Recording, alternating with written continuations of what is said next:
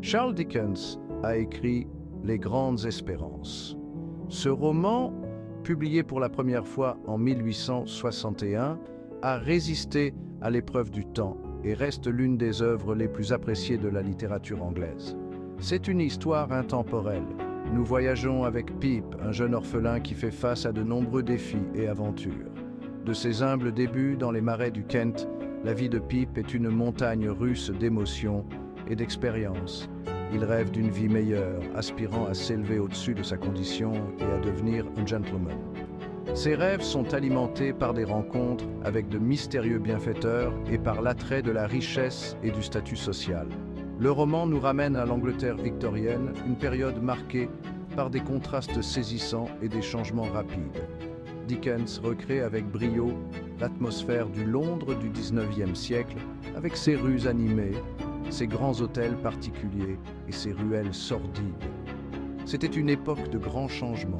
Les classes sociales étaient rigides et le fossé entre les riches et les pauvres était flagrant.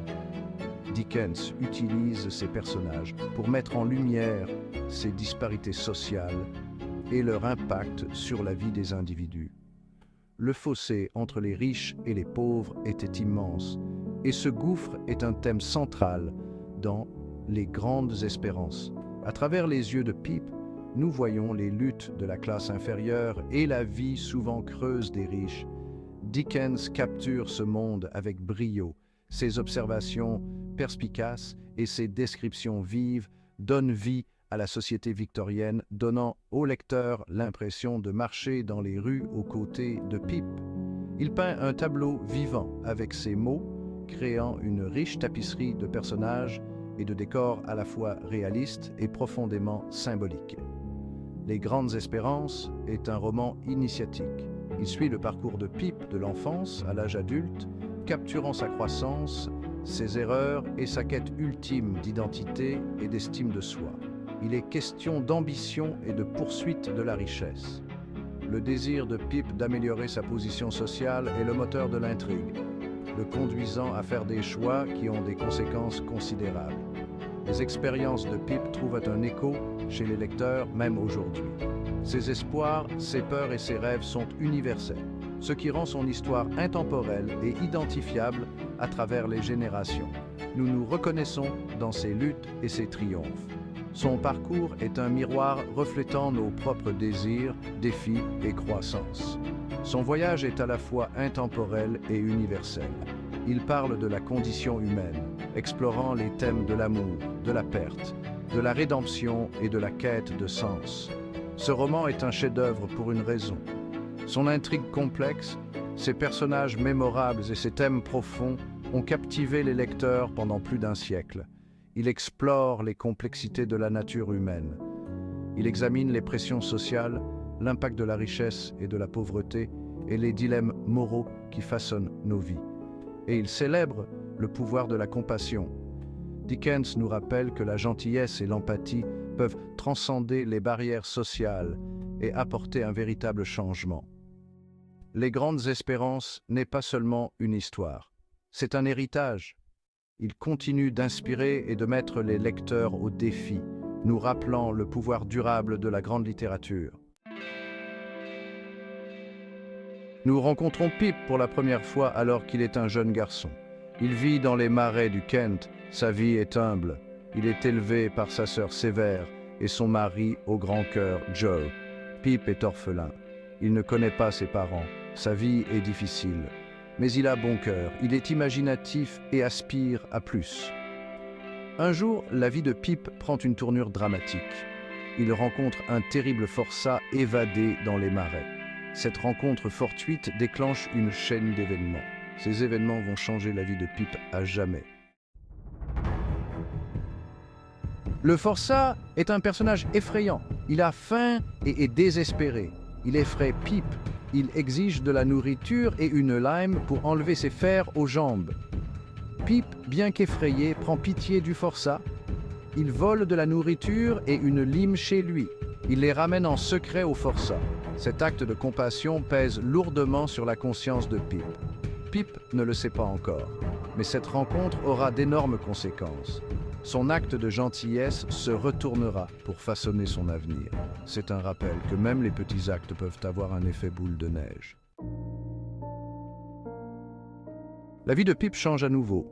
Il est convoqué dans un manoir grandiose mais délabré appelé Satis House. Là, il rencontre la riche et excentrique Miss Havisham. Miss Havisham est un personnage tragique.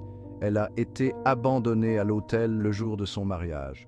Elle porte sa robe de mariée tous les jours. Son cœur est figé dans le temps.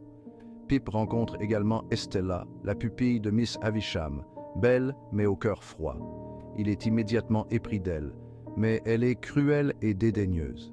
Cette rencontre plante des graines de désir et d'insécurité dans le cœur de Pip.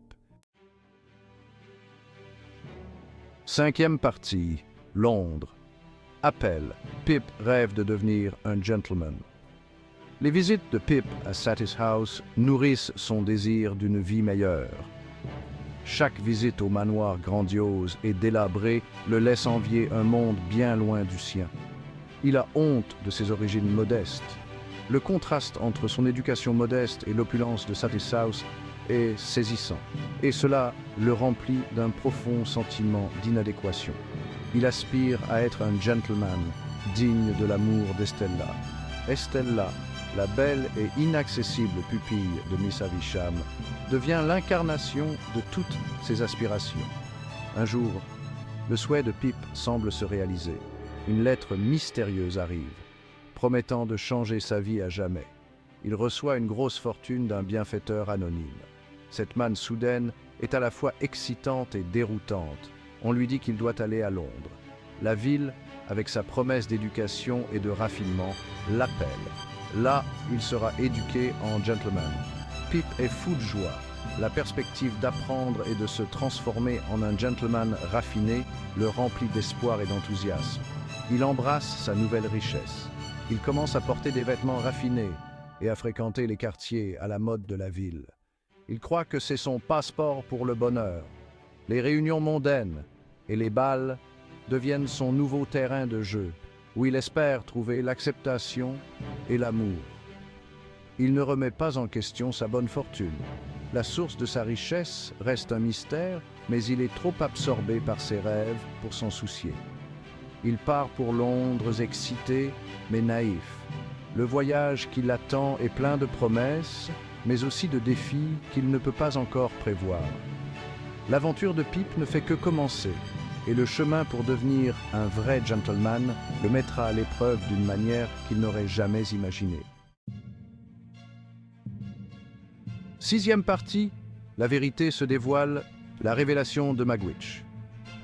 Dans les rues animées de Londres, où le brouillard s'élève de la Tamise et où le cliquetis des calèches à chevaux emplit l'air, la transformation de Pip en gentleman commence.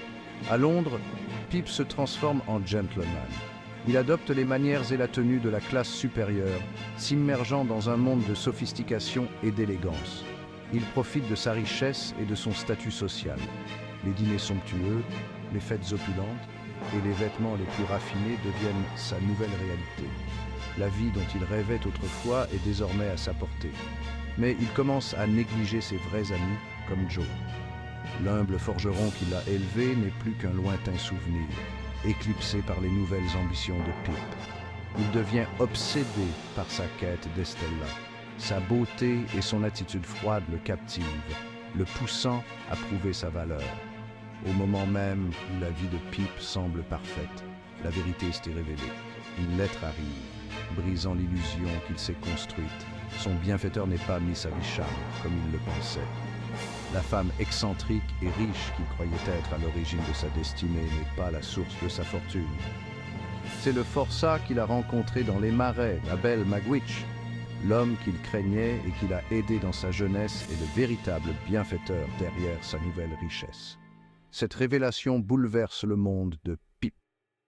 Les fondations de son statut de gentleman s'effondrent alors qu'il est aux prises avec la vérité. Il est horrifié et honteux. La prise de conscience que sa fortune provient d'un forçat le remplit d'un profond sentiment de disgrâce. Il avait méprisé Magwitch Dans sa quête de la haute société, il avait méprisé l'homme même qui avait rendu ses rêves possibles. Il avait souhaité prendre ses distances avec son passé. La vie simple qu'il connaissait autrefois lui semble désormais être un chapitre lointain, presque oublié. Maintenant, il doit tout à cet homme qu'il craint et qu'il plaint. Le sacrifice et le dévouement du forçat obligent Pip à affronter ses propres valeurs et le véritable sens de la gratitude et de la loyauté. Septième partie, illusion, brisée, une nouvelle compréhension. Pip est dégoûté par Magwitch. Il est consterné par la source de sa richesse. Il lutte pour concilier sa perception du forçat avec sa propre conscience. Cette révélation oblige Pip à affronter ses préjugés. Il commence à remettre en question ses valeurs. Il réalise que la vraie valeur ne se mesure pas au statut social ou à la richesse. Le parcours de Pip nous rappelle que les apparences peuvent être trompeuses. Le forçat, autrefois objet de peur, révèle une profonde humanité. Pip, le gentleman en devenir, est aux prises avec ses propres manquements moraux. Huitième partie, pardon et rédemption. Le parcours de Pip est un voyage de pardon et de rédemption. Il doit affronter sa propre hypocrisie, il doit apprendre à accepter Magwitch pour ce qu'il est. La transformation de Pip n'est pas facile. Il éprouve de la culpabilité, de la honte et de la confusion, mais il comprend peu à peu le véritable sens de la compassion et de la loyauté. Il en vient à voir Magwitch comme une figure paternelle. Il risque tout pour aider Magwitch à s'échapper. Ce faisant, Pip affronte ses propres préjugés. Il embrasse la véritable amitié et la loyauté. Neuvième partie, le pouvoir durable de Les Grandes Espérances. Les Grandes Espérances est une histoire intemporelle. Elle explore des thèmes universels qui trouvent un écho chez les lecteurs d'aujourd'hui. Elle parle d'injustice sociale, d'ambition et de la quête de l'amour. Les personnages de Dickens sont inoubliables. Le parcours initiatique de Pip est à la fois relatable et inspirant. Nous nous reconnaissons dans ses luttes et ses triomphes. La fin du roman laisse une impression durable. Elle nous rappelle que le véritable bonheur vient de l'intérieur. Elle nous met au défi de regarder au-delà des apparences superficielles. Elle nous encourage à faire preuve de compassion et d'empathie. Dixième partie. Au-delà des pages, l'héritage du roman. Les Grandes Espérances continuent de captiver les lecteurs aujourd'hui. Ils suscitent des discussions sur les maux de la société. Ils nous invitent à examiner nos propres valeurs. L'influence du roman s'étend au-delà de la littérature. Il a inspiré de nombreuses adaptations, notamment des films, des séries télévisées et des pièces de théâtre. Les Grandes Espérances est bien plus qu'une simple histoire. C'est une exploration intemporelle de la condition humaine. C'est un rappel puissant que la vraie valeur se mesure à notre caractère et non à notre statut social.